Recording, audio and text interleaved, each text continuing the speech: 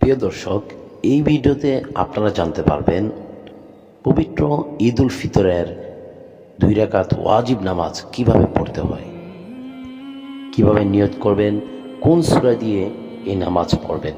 সম্পূর্ণ আমি আপনাদেরকে এই ভিডিওতে বলে দিচ্ছি।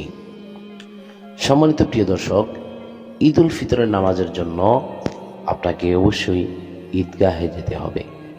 প্রিয় দর্শক, নামাজ আদায় করার জন্য আপনি যখন জামাতে যাবেন, তো যাওয়ার পরে যখন দাঁড়াবেন তখন নিয়ত করবেন, বাংলায় নিয়ত করবেন।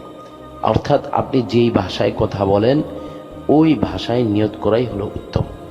বাংলায় নিয়ত এভাবে করবেন: আমি পবিত্র ঈদ উল ফিতরের 2 রাকাত ওয়াজিব নামাজ অতিরিক্ত 6 তাকবীর সহ কেবলামুখী হয়ে এই ইমামের পিছনে আদায় করিতেছি। সম্মানিত প্রিয় দর্শক, এভাবে নিয়ত করবেন আপনি। তারপরে আল্লাহু আকবার বলে হাত বাঁধবেন। হাত বাঁধার পরে সানা পড়ে নেবেন, সুবহানাকাল্লাহুম্মা ওয়া বিহামদিকা ওয়া তাবারাকা ইসমুকা ওয়া তাআলা জাদ্দুকা ওয়া লা ইলাহা গায়রুক। প্রিয় দর্শক, সানা পড়ার পরে সূরা ফাতিহা পড়ার আগে, অর্থাৎ আউযুবিল্লাহ বিসমিল্লাহ পড়ার আগে আপনাকে অতিরিক্ত 3টি তাকবীর দিতে হবে। আল্লাহু আকবার। প্রিয় দর্শক, তাকবীর যে দিবেন, তাকবীর দেওয়ার সময় হাত বাঁধা যাবে না, হাত ছেড়ে দিতে হবে।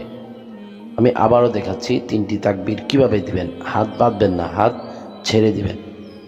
আল্লাহু আকবার, আল্লাহু আকবার, আল্লাহু আকবার। প্রিয় দর্শক, তৃতীয় তাকবীরের সময় হাত বেঁধে নেবেন।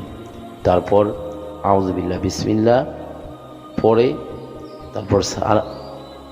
তারপর আউযুবিল্লাহ বিসমিল্লাহ পড়ে সূরা ফাতিহা ইমাম সাহেব পড়বেন। আপনারা মনোযোগ সহকারে শুনবেন, যেহেতু ঈদের নামাজ জামাতে আদায় করা হয়। তো আপনি যখন জামাতে ঈদের নামাজ পড়বেন তখন আপনি এভাবে ইমাম সাহেব সূরা ফাতিহা পড়বে, আপনি শুনবেন। তারপর একটি সূরা মিলাবে, সেটিও আপনি খুব মনোযোগ সহকারে শুনবেন। তারপরে প্রিয় দর্শক, রুকুতে চলে যাবে ইমাম সাহেব। আপনি ইমাম সাহেবের সাথে রুকুতে যাবেন এবং রুকুতে যাওয়ার সময় অবশ্যই ইমাম সাহেব আল্লাহু আকবার বলবে, আপনিও সাথে আল্লাহু আকবার বলে রুকুতে যাবেন। অন্যান্য নামাজের মতো রুকুতেও রুকুর তাসবিহ 3 বার 5 বার অথবা 7 বার পড়ে নেবেন। তারপর সামি আল্লাহু লিমান হামিদাহ ইমাম সাহেব বলবেন, আপনি সোজা হয়ে দাঁড়িয়ে মুসল্লি হিসেবে, আপনি মুক্তাদি হিসেবে আপনি সোজা হয়ে দাঁড়িয়ে রব্বানা লাকাল হামদ পড়বেন। সামি আল্লাহু লিমান হামিদা এটি ইমাম সাহেব পড়বে। যদি জামাতে নামাজ পড়েন, এটি আপনি মুক্তাদি হলে আপনার পড়ার কোনো প্রয়োজন নেই। আপনি সোজা হয়ে দাঁড়িয়ে রব্বানা লাকাল হামদ বলবেন। প্রিয় দর্শক, তারপরে সিজদায় চলে যাবেন, আল্লাহু আকবার। সিজদায় গিয়ে আবার সিজদার তাসবিহ 3 বার 5 বার অথবা 7 বার পড়ে নেবেন, অন্যান্য নামাজের ন্যায়। এভাবে 2টি সিজদা করার পরে আবার দ্বিতীয় রাকাতের জন্য ইমাম সাহেব দাঁড়িয়ে যাবেন।